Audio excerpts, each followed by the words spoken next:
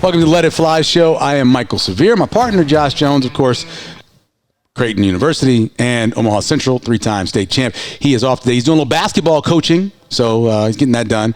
But we have a great show for you. But as always, I want to thank our sponsor, Bud Light, who does a great job of making sure that whether you're watching your game in the basement or you're here at the Let It Fly Sports Bar, that you're enjoying it and you are having a good time. And as always, it brings you easy drinking and easy buckets throughout Nebraska and wherever you are. Easy to drink and easy to enjoy. We are live at the Let It Fly Sports Bar in downtown Omaha, the Capital District. It is the place to go for an elevated sports bar with great food. The views are incredible. Anybody who I've brought in, and I've done a lot, whether it be the Jet Award Gala or for the College World Series, who I brought in, they always go, wow, I've never seen a sports bar like this before. So if you haven't checked it out yet, come on down, check it out. 11th and Capitol, come on out, get something to eat, watch TV. If you have a little party you want to put together, we have this party room that's available as well. So there's so much to do and so many places to go. And I want to remind you, if you're enjoying the show, go onto the YouTube page, Let It Fly Omaha. Subscribe, like, do all that stuff. And so that helps us as well. And wherever you listen to the show, be sure to subscribe to it as well, because it helps with that as always. So we appreciate that. If you are looking for something to do this weekend, so we're recording this on a Thursday night. This weekend really is all about the NBA playoffs. Really, it is. I mean, there's also a Supernovas game on Saturday night. We'll get to that. But this weekend at the sports bar is going to be just filled with NBA games. We're talking wall-to-wall games. Now that we've gotten through the play-in stuff, well, we still got one more play-in game that we'll know about tonight. But Friday night, you have Bulls and Heat. That's at 6 p.m. That's one of your play-in games. You got that. Remember, Sacramento knocked out Golden State, which is kind of the end of an era, right? I mean, that's the end of an era that we've been talking about now for 15 years. That's over now for the most part. And then the Pelicans lost to the Lakers. They play at 8:30. So you have that game that's happening as well on Friday night. Then on Saturday, so you start at noon all the way through the nighttime. You've got Orlando and Cleveland, Phoenix and Minnesota. I still believe, and I know Minnesota didn't finish like they wanted to that final game. They had a chance to be a number one seed in the West. I know that. But they're so athletic. And at any time, they can go off, right? I mean, they just have that ability. They have so much depth, so much size, that I wouldn't be surprised if you look up, and I think they fell to the 3 seed, but look up all of a sudden, you're like, wait a minute. They're in the Western Conference Finals. Maybe it doesn't happen, but I kind of like them. And Phoenix is going to be a tough matchup. We know that. We know what Booker can do. We know what Durant can do. At 5 o'clock, you got the Knicks and the Sixers. Knicks, Sixers. Now, you may not know about this rivalry. I've been a Sixer fan my entire life. 1976, I became a Sixers fan.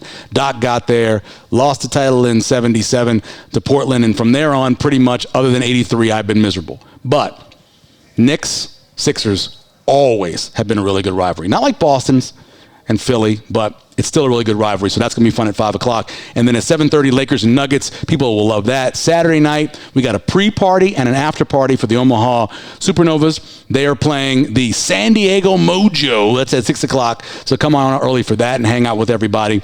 And then also happening next week, you have the Husker Spring Game, right? That starts at 11 a.m. We're going to have a watch party for that. Come on out. Enjoy that. That's at 11 a.m. on April 27th. And then next week as well, Thursday night, NFL Draft kicks off.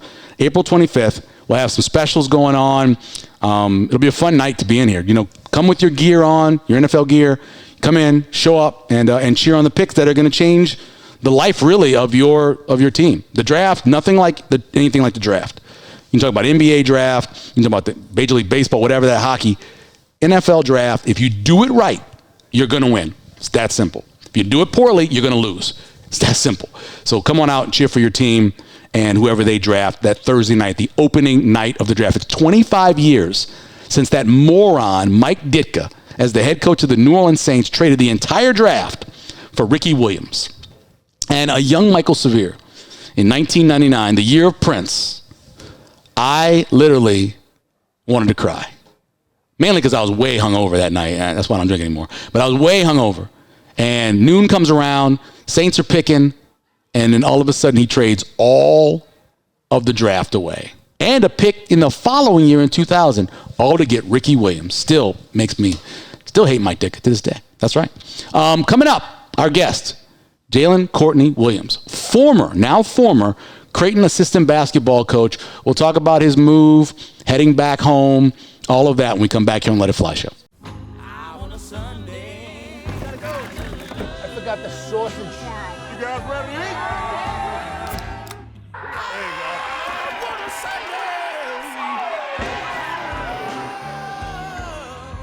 Welcome back to the Let It Fly Show. We are joined by now former Creighton assistant basketball coach, Jalen Courtney-Williams. How you doing? Thanks for taking the time. Anything new in life? Thank you. The former word. Former word, right? New. Yeah. So tell me how everything came about with LSU going back. Well, that's where I went to school. Yep. Right? So Sure. you go back that far. But more recently, I had a relationship with the head coach. And, he called and, we had an extensive conversation. And I thought the timing was right. And here we are. How old are you, Jalen? 31. All right, so you're still young in the business, obviously. Okay. At what point do you start thinking to yourself, well, you are. I mean, 31's young in the business. Okay. You've been out of college not even 10 years, right? Like 9 years. 8 years, actually. Yeah, 9. Because you didn't. This is 9. 9 years. Okay, so you're young in the business. At what point do you start thinking to yourself, I've got to make moves to become a head coach? When does that start happening? About 3 years ago, I was associate head coach at McNeese State. And that was my timeline and trajectory. I thought that was next. I'd be a head coach kind of at that level and work my way through there. And then the Creighton opportunity presented itself. And, you kind of switch gears from there. I walked in and realized what I didn't know. Right. I thought I had it all figured out. And then now, you just try to make the best decisions with what you have in front of you. And this was a really tough one, I would say. But, we're fired up, and I think we got a chance to do something special down there. How old are your girls? My oldest is 6. Oh, okay. And then we have a 4-year-old, Yeah. and then we have a 1-year-old today. Oh, wow. Yeah, Birthday today. Yeah, happy birthday. So yeah. it's not as bad because they're not entrenched in a school where they're leaving their friends and all that stuff. It's kind of at the beginning. Yeah. So it makes it a little bit easier to make Well, they think it's an family-wise. adventure. Oh, yeah. We're moving. I get a bigger room is what my oldest said. So, we're excited. That is awesome. What was it like for a guy who was a Southerner, right, for the most part, in your life where you were born and went to school to come up here and deal with everything that's up here? I think people make places, and Omaha has some of the best people I've ever been around. Yeah. And so this place has been incredible. It reminds me of home in a sense. It's a fairly large city, a little over 1 million people total, I guess. With the whole metro area. Yeah. But it still feels like Southern comfort a bit until it gets to wintertime. And that took some getting used to. But, no, Omaha has been unbelievable. Yeah. And I cherish every minute of it. What you going to miss the most? Ooh, this place, right? Let it fly. Yeah, right? it's the whole place. Sure. No, but just the Creighton community, Yeah. the Creighton family, everybody involved in the university athletic department, Coach McDermott and his staff, Yeah. and that culture. It's special and unlike anything I've ever seen or been a part of. One of the Jalen Courtney-Williams joining us, former Creighton basketball coach joining us now. One of the things you always hear about Coach Mack is a lot of times, especially when it comes to offense and inbounds plays, he's playing checkers, someone else is playing chess, right? He's that good. Definitely. What did you pick up? What did you learn that you're taking away now offensively in terms of your coaching? You know what? He plays. There's a big game, right? There's a 40-minute game, Yeah. maybe more if there's overtime, obviously. But he plays so many different little games within the game. He breaks the game down into different pieces, and I don't know that I've ever seen that before until I got to him, and I'll take that with me forever. But above that, just the way he treats people, the way he treats the people that work with him, the way he treats his guys that play for him, how he really impacts the community on a day-to-day basis. Yeah. Not just, the events that you go do, community service. He's really a part of this place. And I've really studied that and learned that from him. And, I appreciate it. Let's go back. You grew up in Jackson, Mississippi? Yes. So right between Highway 20 and Highway 55. There you go. My spot when I'm turning to go back home. Yeah. Tell me about what it was like growing up in that area. Obviously, there's some poverty there. Yes. There's really good basketball that's been played ever since I was a kid in that area. Yes. Tell me about growing up there. Well, you said it. You're navigating a couple of different things. You're navigating the socioeconomic landscape there. And I was fortunate enough to come up in a time with really, really strong basketball. We talked off mic. I lost my dad when I was 4 years old, and the people that took the place, took his position, so to speak, thankfully were my coaches. Really strong leadership and coaches that not only developed me on the floor but off, and helped me embark on this journey that we're still on today. So it had its challenges growing up. I have an unbelievably strong and beautiful mother who actually lived in Omaha. Really? Still lives in Omaha. Yeah. When we moved here. So, she did an unbelievable job with me, my little brother who's back in Mississippi now. He graduated from Millard North. Oh, okay. Yeah, won a state championship. He's back playing ball in Mississippi, but she did an unbelievable job kind of navigating some of that stuff. And, I'm excited to get back to that base, so to speak, but I'm also thankful for everywhere that we've been able to travel, thankfully through this game. Yeah. My dad died when I was 10. Yeah. How do you think that impacts you as a parent? Like, what do you think you do because of the experience you had growing up losing your pops? I love extremely hard. It's the most important thing I think I do. I always wonder, like, as I was growing up, well, what would my dad do or say or think in certain situations? So I just try to make sure I'm as present as possible, which, in this business can be tough. Thankfully, they have an unbelievable mother. Yeah, definitely. And my wife. But I just try to be present. I try to love them hard. I try not to shelter them too much because the world, I know, can be unforgiving at times, and I want them to be prepared for that stuff. But I just want them to know I'm here, and I love them always, and every step of the way they're a part of who I am. Let's go back to high school. 4 straight championship games you played in. Yeah. Lost 2, won 2. Yeah. Describe this team. You're 5A and you're going to 4 straight. Yeah. There was you, obviously, but who else was carrying that? No, place? you know what? I think in that 4-year stretch, we had 7 Division I basketball players. Wow. There's myself, who obviously went to LSU. Yeah. My point guard played at Ole Miss. He was all SEC. We had another combo guard who started at Oklahoma. Damn. Our 2 guard, who was one of the best players in the country at the time, he went to UConn and played on that UConn team that went to those 6 overtimes. Oh, yeah, Syracuse in the beach. Yeah. He was on that team. I think they went to the Final Four that year. I think you're right. If I'm not mistaken. Yeah. And then we had a number of other guys that had really good careers in some mid-major leagues.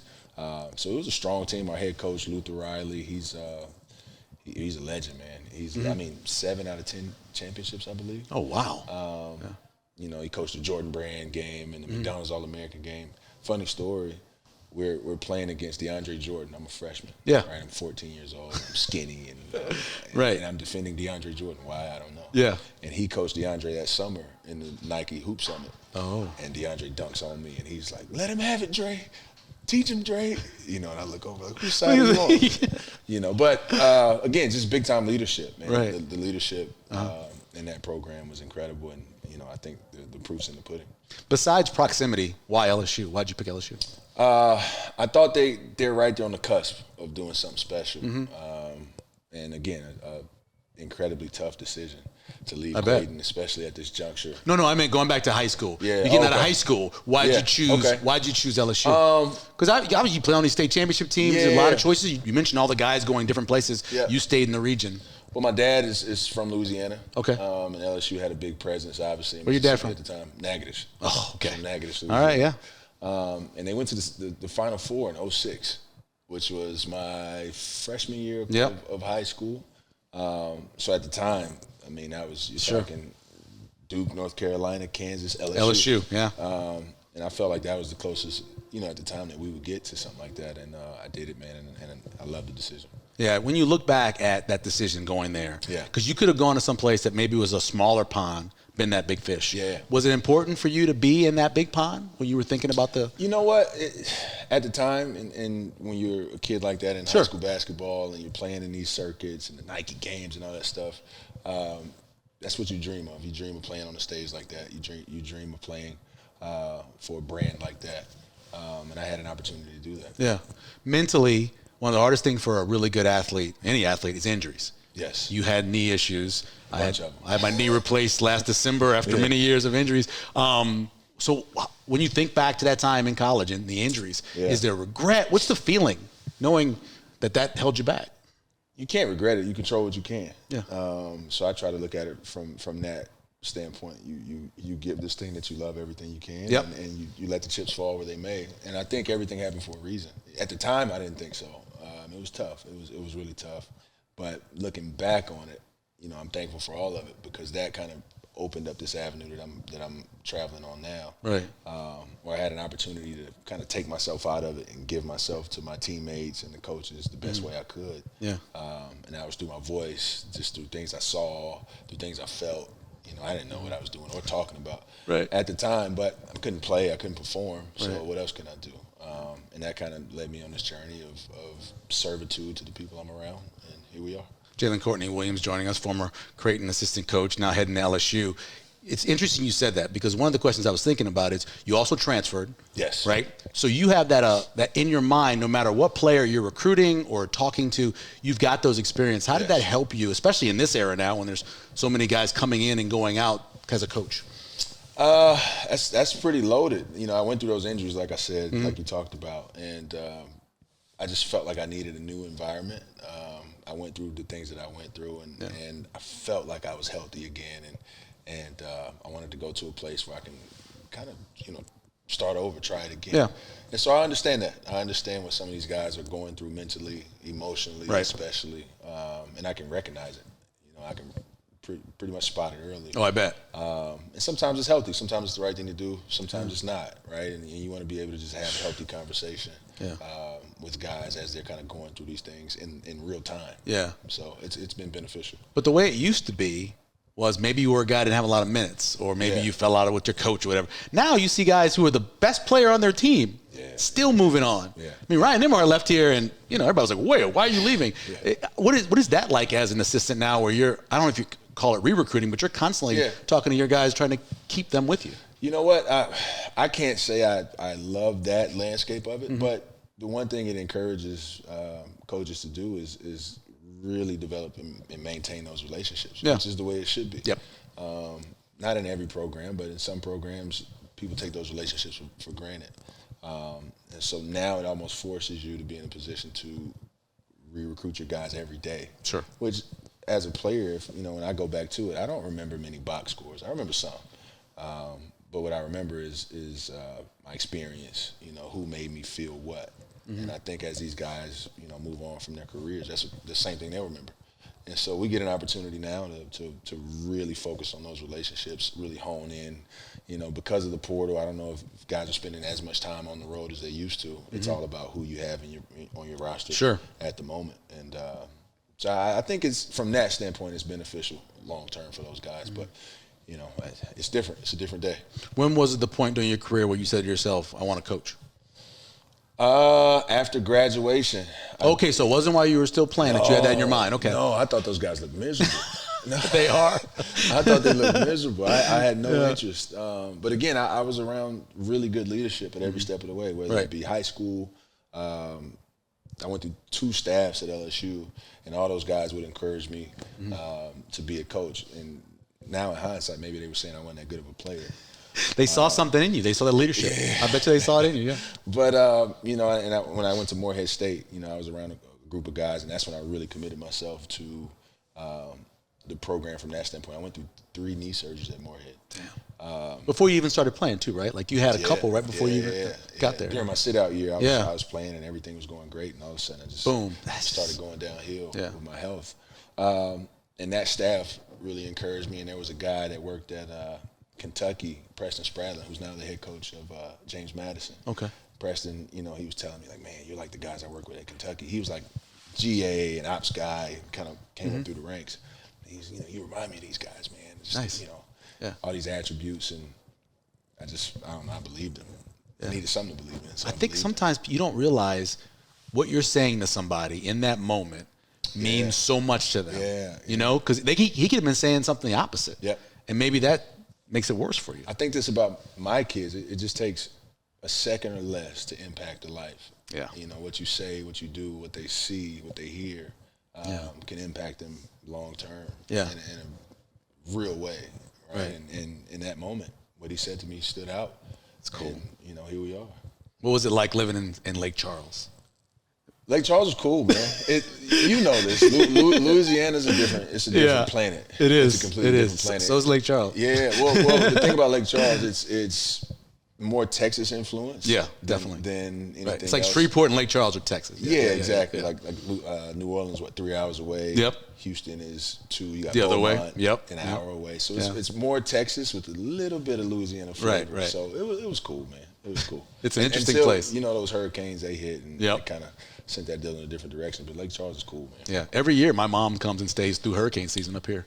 She leaves Louisiana and comes stay with us. Just wait for that to get done. She's smart. Yeah, because the last thing we want is an 87-year-old woman with no power. Yeah. You don't want that to happen. That would be good. Let me ask you a couple of Creighton questions because obviously you've been around it. Of course. The feeling for next year. I know it's not as easy as it used to be because you knew who you had coming back and you knew your recruiting class. Now you really don't always know until after the drafts kind of starts. Yeah. How do you feel about this team next year?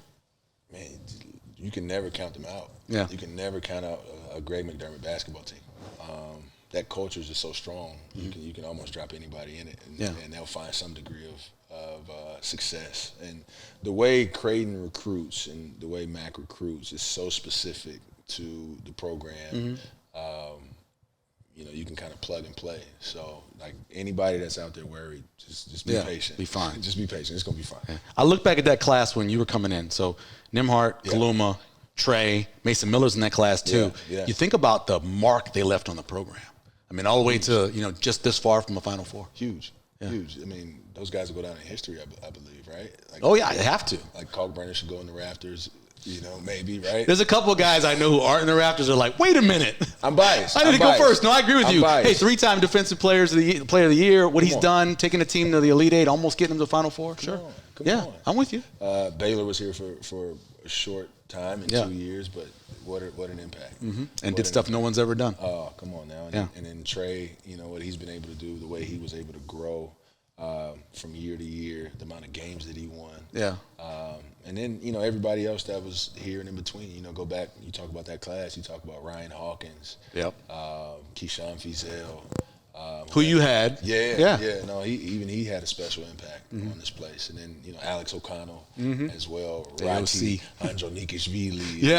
I wanted to see that kid play here. I was disappointed. He had his moments. He had his moments that were really fun. And then, to see what some pieces from that group have been able to do today is special. All right. So what happens now? You take a job. Yeah. You got to leave Omaha, Nebraska, somehow get into Baton Rouge, Louisiana, and get the family. What happens now? It's a whirlwind, man. You try to. Well, we're still recruiting. Yeah. So that piece, you got to figure out your roster, where you are. You got to figure out what coach likes. You already know what you're assigned to? Is it a regional thing? How's it going to work? Not so much. This thing now is the world's so small now. Yeah. With social media and the internet and our phones, it's not the way it probably used to be back in the day. Sure. Where like one guy recruited Mississippi. Yeah, that's the way I thought about it. Everybody's got relationships all over the planet now. So, but yeah, you figure that piece out. You figure out where you're going to live. Yeah. Well, at least you know the town. You know the areas of the town. I know it's been a long time. It's been a long time. Yeah. It's been a long time. Well, nothing in Louisiana changes. You're right. That's the one thing you can be solid about is that it's going to be the same as when you left. You're right. So that makes it a little bit tough. Well, we appreciate you taking the time you've been here. Absolutely. Great job. And we're going to miss you because, honestly, I could always point to you so tall. I could always, there they are right over there. I can find you easy. Yeah. Even in Vegas, I'm like, I can find them. They're right there. So we appreciate you taking the time and the time. And good luck down on LSU. Thank you. I appreciate it. And listen, again, I want to say to the Creighton community, thank you. Thank you for the way you guys embrace me, my family, and our basketball team the last 3 years. It's been nothing short of amazing. This program is going to continue to flourish and, go to new heights. I wouldn't be surprised if it's in the Final Four here soon. Right. And I'm once a Blue Jay, always a Blue Jay. So with that, I would say roll Jays and go Tigers. Jalen Courtney-Williams, we appreciate him. All right, thanks to Jalen Courtney-Williams for coming in. That was really cool what he said about always a Blue Jay, go Jays, go Tigers. You can imagine that pull of going, back where you grew up. Jackson, Mississippi is only a few hours away from New Orleans. He knows that whole area. Playing there in Baton Rouge, we know the connection there, so congratulations to him and his family. He'll be missed here in the area. Real quick before we wrap the show up, And this is kind of a tribute to Josh Jones, who's been a part of the basketball tournament for a number of years, whether as a promoter and that kind of stuff. Big news, if you didn't see it. TBT this summer will be on Fox Sports. Yeah, it's a big deal for them. You know, they've been online, they've been scattered around different places looking for the games, but the era of TBT on Fox begins this summer. They'll nationally televise 27 games through the Fox network. 3 games will be on Big Fox, and the championship game, which is for $1 million, $1 million will be on Fox as well. It's going to be a crazy season for the basketball tournament if you'd like to follow that. Special thanks to now former assistant Creighton basketball coach, Jalen Courtney-Williams, for coming on. We appreciate him. The man on the wheels of steel, the king, Val Elvis, for getting this all done and taking care of stuff. Executive producer, Phil McClain, who always shows up after everything's over. You know, you ever notice that? You ever have that guy, you go to those parties, right? And all the money's been put in for the beer and the drink, and then that one guy shows up and everything's already bought. He's like, oh, man, I was going to put in on it. I was going to get in on it, but you guys already... No, that's Phil. Rolling in late. Mac Pittman, we really appreciate Mac for coming up here and taking care of business because we wouldn't have got on the air. He rolled up, helped out. He'll edit the show as well and get that out. And then, of course, our social media maven, Meg, who will get the pictures out and all that stuff as well. We appreciate that. And as always, special thanks to our presenting sponsor, Bud Light. When you're hanging out at the Let It Fly Sports Bar or wherever you're doing it, wherever you're watching the games, Bud Light brings you easy drinking and easy buckets throughout the state of Nebraska and wherever you are. Easy to drink and easy to enjoy.